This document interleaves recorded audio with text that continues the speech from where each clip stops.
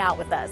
Today, we're putting the spotlight on impressive people, and this guy in Michigan is the king. Visit the Belding Burger King on M44. 3 large, no value.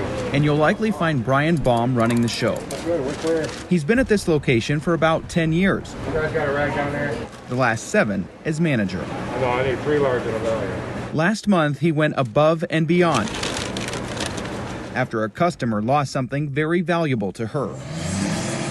She'd call, and then she had left her name and number and all that, and every time she'd come, I told her I'd keep on looking. That woman is Danelle Ashley. I did a lot of praying about it. About a month ago, she came to this location to pick up an order. While in the drive-thru, she cleaned the snow and ice from her windshield. And I took it off, and I just threw the ice away, and when I flipped it like that, the ring slid off my finger and went into a snowbank. It wasn't just any piece of jewelry. She got it more than 50 years ago. God has a plan for everything he does. And I said, I have no idea. I did not think this was part of the plan. She stopped in several times to look for it. Brian did the same. So when I found it, the first thing I did is went right in the office, sat down, left a message on her phone to tell her, give me a call, I had something for her. Danelle came in right away. The ring was that special. A wedding gift in 1965 from her husband, Dan, an Army engineer stationed at Fort Benning, Georgia, about to head off to Vietnam. He took me ring shopping on Wednesday. We got married on Saturday. And I had his ring until we got married. I put his ring on his finger, he put my ring on my finger, and it's been there pretty much since. Which is why finding it was even more important. Dan lost his kidneys. Diabetes made him nearly blind, and his leg had to be partially amputated. 8 years ago, following complications related to Agent Orange, he passed away. It was very hard the last probably 10 years of his life. That was, so yes, the ring means a lot to me.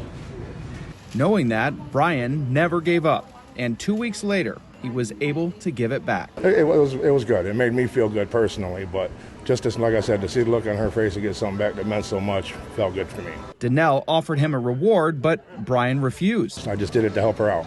I didn't need no money for it. That's just me. A ring, once lost in the drive-thru, finally back where it belongs. All I did was lose the ring. He did the rest.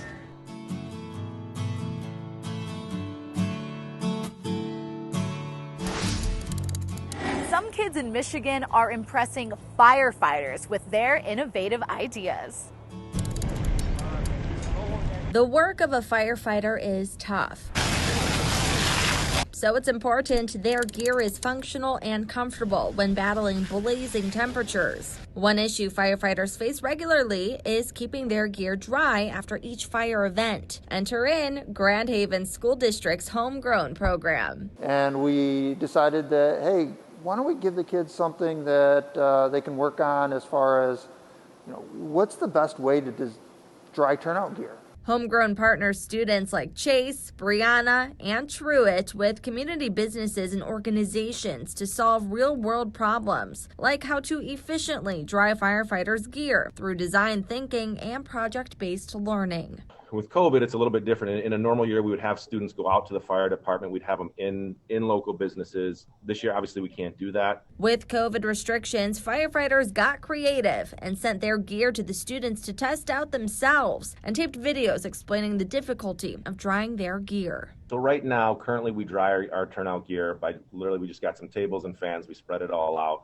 and it dries overnight or whatever. The students took that information and got to work. Each teacher had their students broken up into maybe 3 or 4 groups, depending on the class size. And then each group kind of worked through we call it the creative sequence or design thinking. They worked through that process and came up with what they thought would be the best way to dry the gear more efficiently. The students pitched their drying ideas to the firefighters and reviewed what they thought would ultimately work. That was kind of interesting is not knowing anything about the business. The designs they came up with mirrored some of the industrial designs that are already out there. One of the students' designs included third grader Truett Johnson's of Rosie Mound Elementary. So you can hang your clothes on and then it will spin fast. and first grader Brianna Vanderstilt of Robinson Elementary, whose design mirrored a product already on the market today. It was like a rack that was filled with like ginormous heaters around it. While these designs might not go on to be manufactured, they will get to see what the department ultimately ends up buying and go through the similarities of their designs. Those are the skills that we're trying to teach the kids, and they do a great job, even with our kindergarten class that participated this year.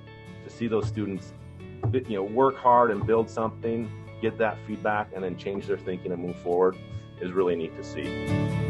We have a proud mom moment to share. I'm very proud because he's very ambitious and self-motivated.